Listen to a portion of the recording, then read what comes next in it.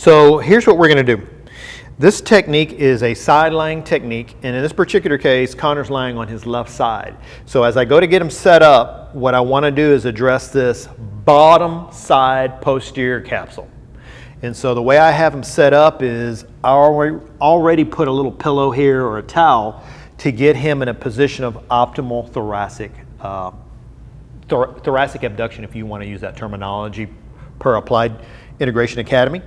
And now what I can do is just make sure that he's not extending through his low back, so that way I don't want this turning into any kind of irritation for him. And the bottom leg setup is important. So if I take the bottom leg and bring it up a little bit, that'll get that capsule nice and wound up for me, so that way I can go back and get some leverage. This top leg is lengthened and everything's in line, the hip and the ankle, everything's kind of lined up.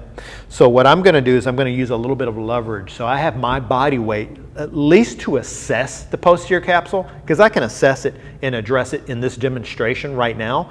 And the way I assess it is I can bring this hip and roll it over, rolling it over that left femur. So I'm taking a hip and achieving internal rotation on that left femur. So now that we've learned to kind of ascertain or achieve what he's got, or at least have a feeling of what the left posterior capsule feels like.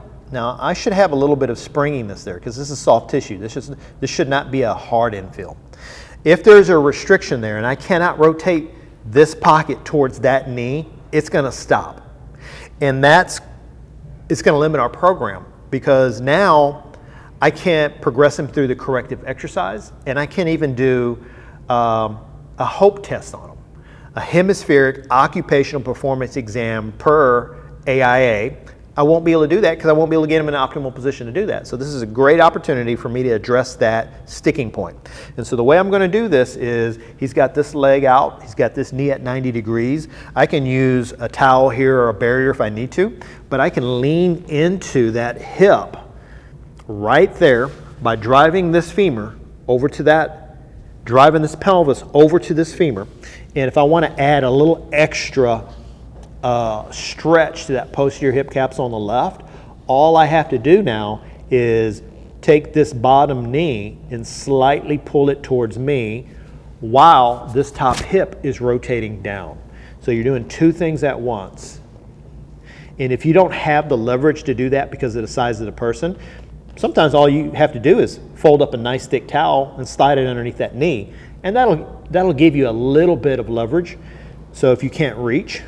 And so if I bring that knee towards me while rotating this hip forward, that'll stretch the bottom side posterior capsule. Okay, so an alternate position is this. I have this leg on top of a ball, and I already have everything set up here. He's got thoracic, good position, got his head supported. Right now, this top hip is rolling back. That's another telltale sign that he's restricted in the left posterior capsule. So if I rotate him forward a little bit and have him reach long a little bit, that'll actually help stabilize. I don't have to do so much work.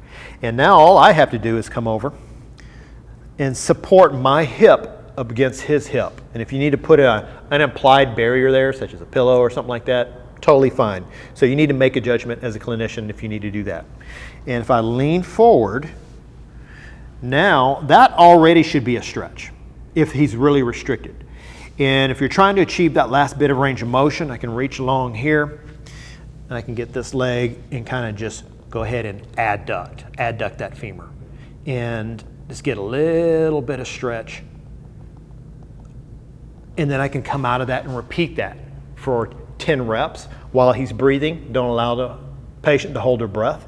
And so I'm basically coming in, holding that stretch. If I need to bring that bottom femur into adduction, I can do that as well. And what they should be feeling is on the bottom hip, a bit of some stretch. If they don't feel that and you got good pliability, you're good.